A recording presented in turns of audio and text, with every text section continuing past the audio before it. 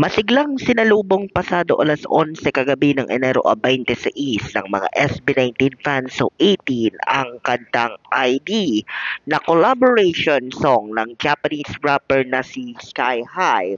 o Mitsuhiro Hidaka sa tunay na buhay, kasama si SB19 member Kenzo Son or si Philip at iba pang mga sikat na Japanese boy band artist. Makikita kasi sa mga infographics na alas 9 pa lang dito sa Pilipinas ay handang-handa na ang mga grupo tulad ng Casa Sinag na isa sa mga pinakamasugid na supporters ni Ken or ni Philip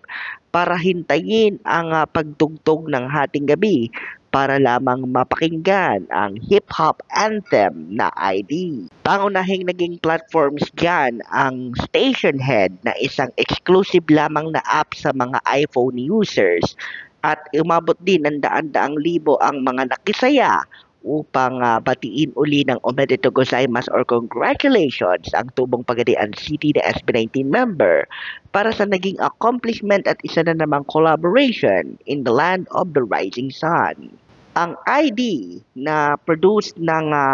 batikang 38 anyos na si Hidaka ay katatampukan ng mga rap verses ni Philip na nasa Tagalog, Cebuano at English. At marami na sa mga 18 at sisiw in general ang natutuwa dahil represented ni Philip ang Perlas ng Silanganan sa isang kanta na kadalasang ipe-play within Japanese domestic soil. Maliban kay SB19 Ken or si Philip ay makakasama niya sa kantang ID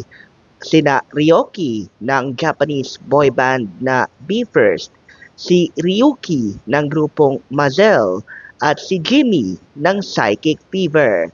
Nag-number 3 at nag-number 4 na sa Twitter Philippines ang mga hashtags na may kinalaman sa bagong lunsad na kantang nabanggit na natin. At ito nga ay bahagi rin ng upcoming summer album ng Japanese rapper at producer na si Sky High na formally bubuuin pagsapit ng kalagitnaan ng taong ito. Para sa Mabuhay Radio News na walang takot walang pinapaboran, ito ang Senbat sa Patrol number 2, Stephen Saraspe Perez.